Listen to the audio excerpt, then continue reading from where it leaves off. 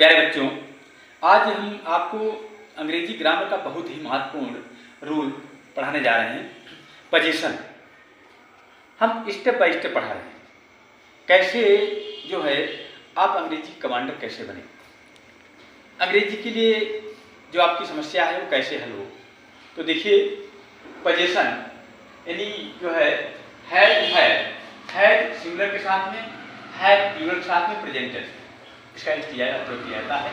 Had इसका प्रयोग past tense में यानी भूतकाल में इसका प्रयोग किया जाता है।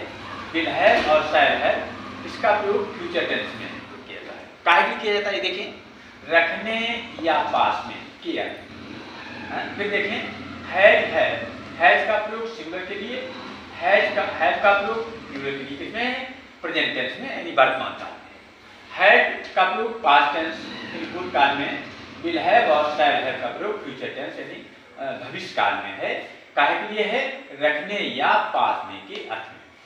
एग्जाम्पल्स देखें, मेरे पास एक गाय है या मैं एक गाय रखता हूं, ये हमारा प्रेजेंट का है।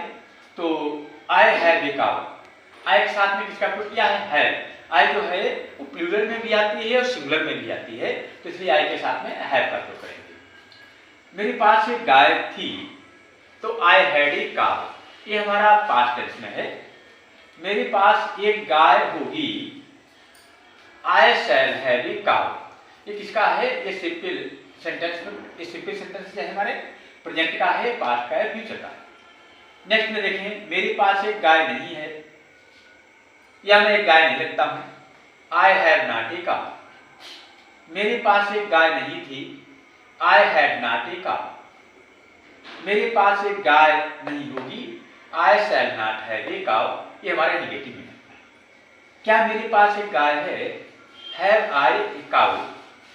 क्या मेरे पास एक गाय थी, तो हैड आई ए काउ। क्या मेरे पास एक गाय होगी, शैल आई हैव ए काउ, ये हमारे इंट्रोगेटिव में है। क्या मेरे पास एक गाय नहीं है, have I not a cow, question mark. क्या मेरे पास एक गाय नहीं थी, had I not a cow. क्या मेरे पास एक गाय नहीं होगी, शैल आई नॉट हैव ए काउ, ये हमारा इंट्रोगेटिव में है। इंट्रोगेटिव और निगेटिव है। पहले हमारे जो 3 सेंटेंसेस हैं वो हमारे प्रेजेंट टेंस में हैं और सिंपल हैं। दूसरे भी हमारे प्रेजेंट में भी हैं, पास्ट में भी, फ्यूचर में भी हैं, ये निगेटिव हैं। और उसी तरीके से हमारे ये इंट्रोगेटिव हैं, 3 सेंटेंस हैं, उसी तरीके से हमारे इंट्रोगेटिव निगेटिव हैं। एक और फार्मूला है